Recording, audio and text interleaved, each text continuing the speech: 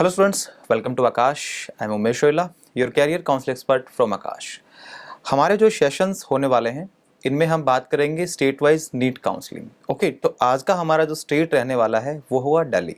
आज के हमारे इस वीडियो में हम बात करने वाले हैं the NEET counselling for the Delhi state for the MBBS and PTS. Okay, now let's start for this the Delhi NEET counselling MBBS BDS.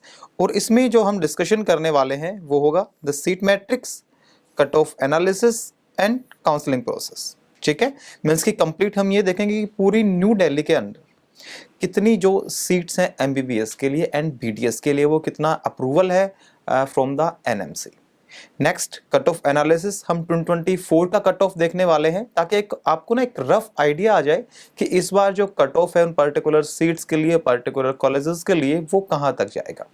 And next counselling process, एक कंप्लीट काउंसलिंग प्रोसेस भी हम देखने वाले हैं। लाइक आपको स्टेप बाय स्टेप कौन से जो प्रोसेस हैं वो फॉलो करने पड़ेंगे अपनी सीट को लॉक करने के लिए या फ्रीज करने के लिए, फ्लोट करने के लिए। ओके, किस तरीके से अपग्रेडेशन होता है एंड ऑल।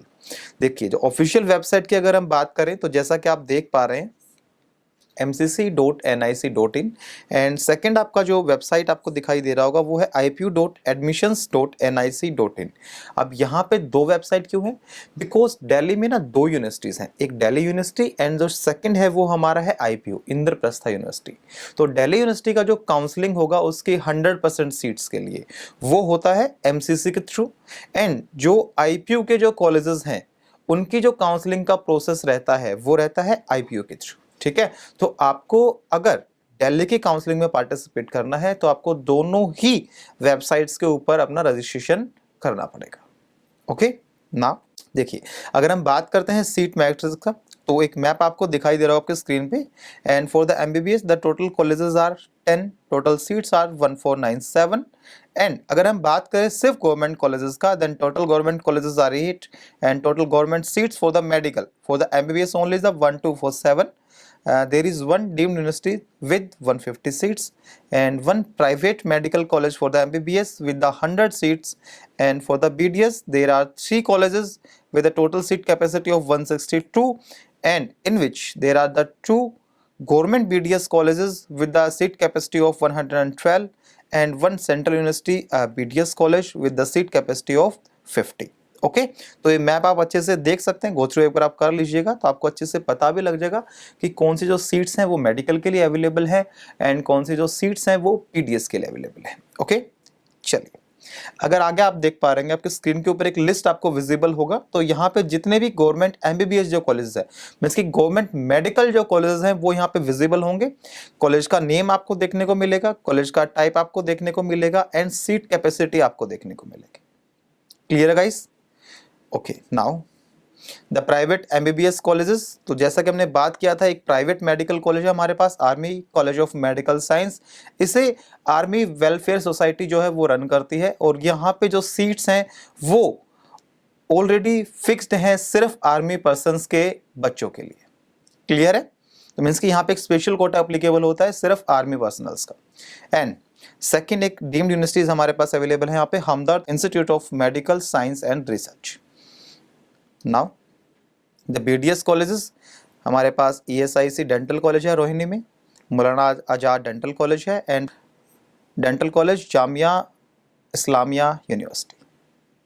ओके, नाउ देखिए अगर हम दिल्ली मेडिकल काउंसलिंग की बात करें तो आप किसी भी स्टेट की काउंसलिंग अगर आप जाएंगे, लाइक फॉर एन एग्जांपल किसी भी स्टेट में किसी भी एक कॉलेज में 100 सीट्स अवेलेबल है तो उनका डिस्ट्रीब्यूशन होता है किस तरीके से कि जो 15% जो सीट्स हैं वो ऑल इंडिया कोटा के थ्रू आती है।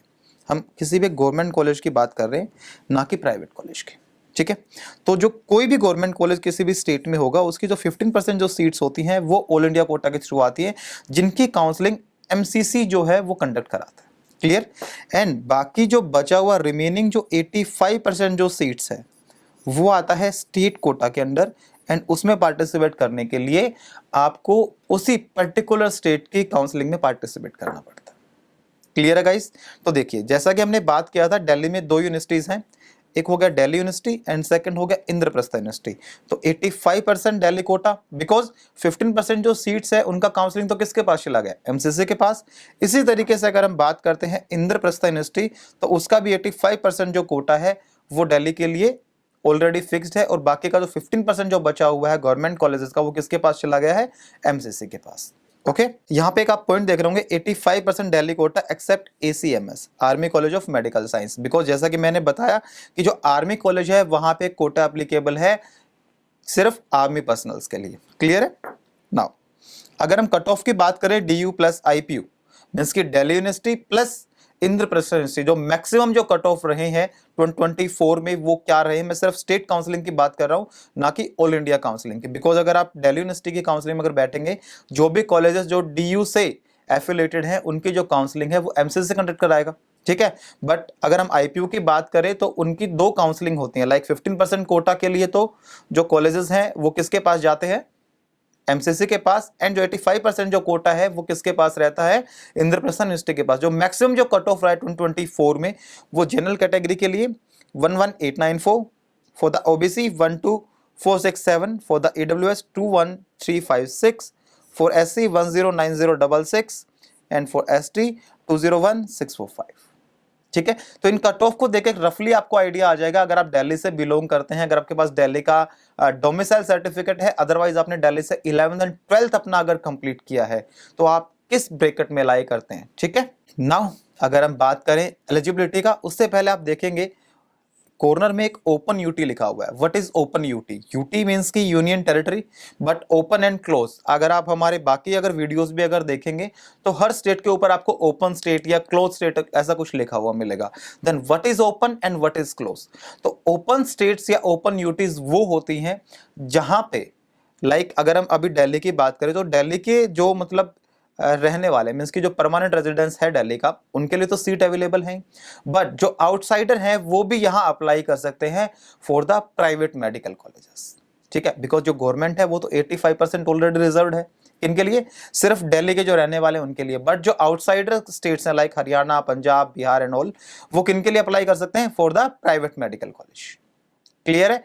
एंड क्लोज स्टेट्स क्या होते हैं कि जहां पे कोई भी आउटसाइडर जो बच्चा है वो अप्लाई ही नहीं कर सकता, गवर्नमेंट के लिए तो अप्लीकेबल ही नहीं होगा, बट प्राइवेट के लिए भी अप्लाई नहीं कर पाता है, तो वो होते हैं क्लोज स्टेट्स। क्लियर है।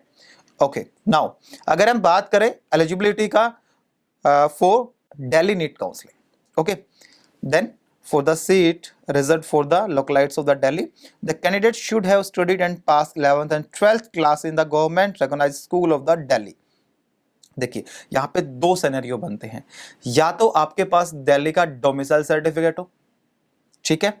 सेकंड पॉइंट, अगर आपके पास डोमिसाइल सर्टिफिकेट नहीं है तो आपका 11th एंड 12th जो है वो दिल्ली स्टेट से कंप्लीट हुआ हो एंड दिल्ली के स्कूल्स में ही कंप्लीट हुआ हो। बोर्ड भले सीबीएसई, आईसीएसई कुछ भी हो सकता है, बट जो स्कूल है वो दिल्ली की ही टेरिटरी में आना चाहिए।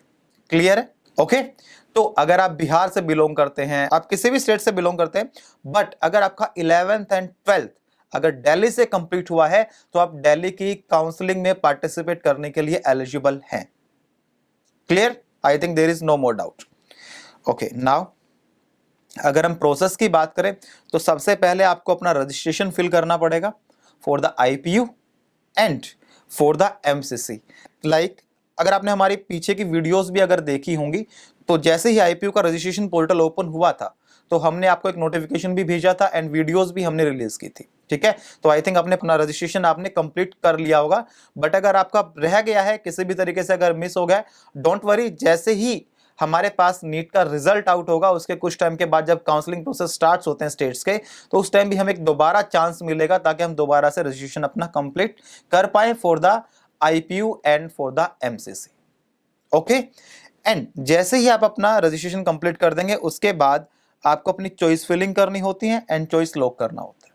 क्लियर है, मींस कि आपके पास एक सर्टेन टाइम पीरियड होता है चॉइस फिलिंग के लिए, like 2 days, 7 days, 5 days, state to state ये वेरी करता रहता है। उसके बाद आपको चॉइसेस आपकी लॉक करनी पड़ती है। ठीक है, अगर आप चॉइसेस लॉक नहीं करेंगे तो डोंट वरी, आपकी चॉइस है वो ऑटोमेटिक लॉक हो जाती है। बट कुछ स्टेट्स में ऐसा नहीं है, कुछ स्टेट में जब आप चॉइस लॉक करते हैं तभी आपकी चॉइस को लॉकिंग माना जाता है, अदरवाइज जो आपका फॉर्म है उसे डिबार्ड कर दिया जाएगा।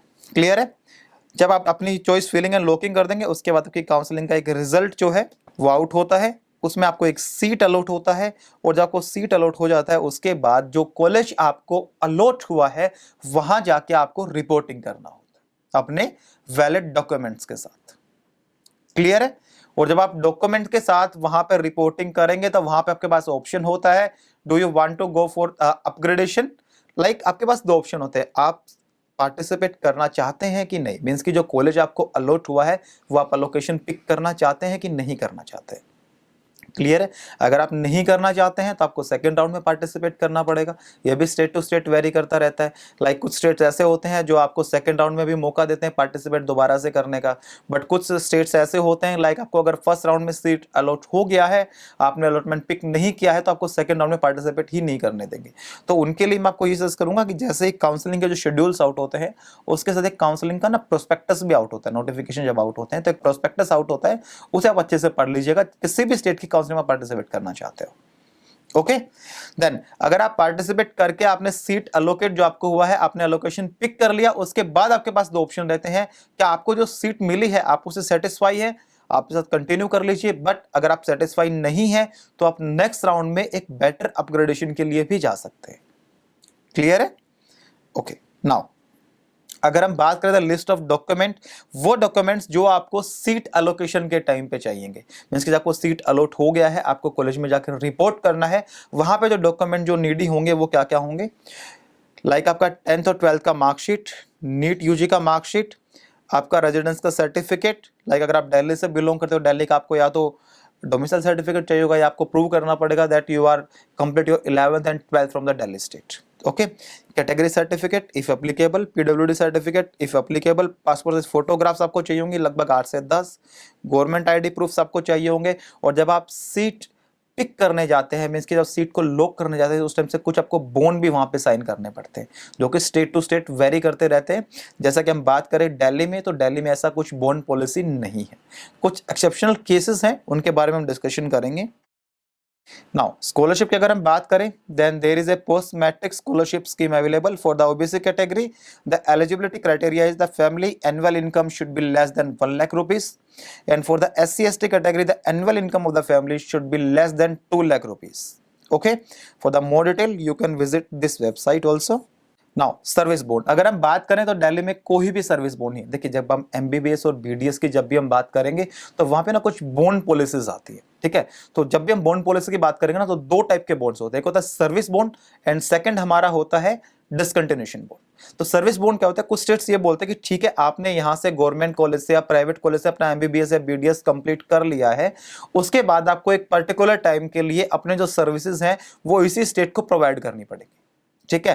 तो आपके पास दो ऑप्शन रहते हैं, अगर आप सर्विसेज को प्रोवाइड करते हैं मींस कि आप वहां उस गवर्नमेंट के लिए काम करना चाहते हैं, दैट्स इट। अगर आप नहीं करना चाहते हैं तो कुछ एक अमाउंट होता है पेनल्टी का, वो आपको पे करना पड़ेगा, ठीक है। एंड सेकंड होता है डिसकंटिन्यूएशन बॉन्ड। जैसे आपको सीट अलॉट हो जाता है, आपका बैच कमेंस्ड हो जाता है, लाइक आपका दिसंबर से क्लासेस लगने वाली है, उसके बाद अगर आप अपनी सीट को छोड़ना चाहते हैं, आप अपने कॉलेज में एडमिशन मतलब कंटिन्यू नहीं करना चाहते, उस टाइम भी एक पेनल्टी आपको पे करना पड़ता है, ठीक है। तो दिल्ली की जैसे हम बात कर रहे थे कुछ एक्सेप्शनल केसेस हैं, उनकी अगर हम बात कर लेते हैं तो कुछ कॉलेजेस हैं लाइक यूसीएमएस, एंड उसके बाद हमारे पास है MAMC Maulana Azad medical college and lady Hardinge medical college. और जो लेडी हार्डिंग मेडिकल कॉलेज है वो सिर्फ फीमेल के लिए है। यूसीएमएस जो कॉलेज है वो हमारा university college of medical science. तो अगर इन कॉलेजेस में आपको सीट अलॉट होता है तो अगर आप अपना जो कोर्स अगर आप बीच में आप लेफ्ट आउट कर रहे हैं तो आपको एक डिसकंटिन्यूएशन बॉन्ड पे करना पड़ेगा 3 लाख रुपीस का। क्लियर है? और जैसे कि हम बात कर रहे थे there are the Delhi universities and second is the IPU.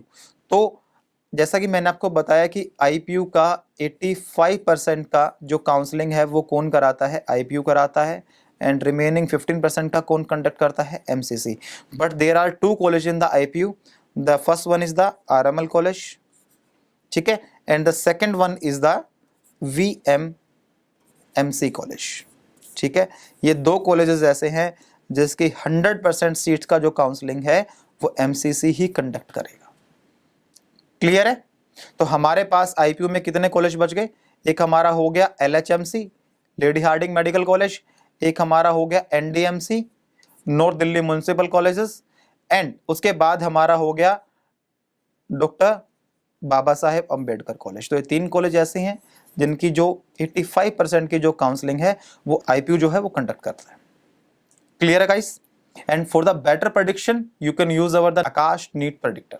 Okay, thank you so much. तो हमारे सेशन में आपको जितने भी हमारे पास स्टेट्स हैं, ओके, उन सबके काउंसलिंग का प्रोसेस के बारे में आपको यहाँ पे डिटेल से मिलता रहेगा। ठीक है, तो please like, follow and subscribe. Thank you.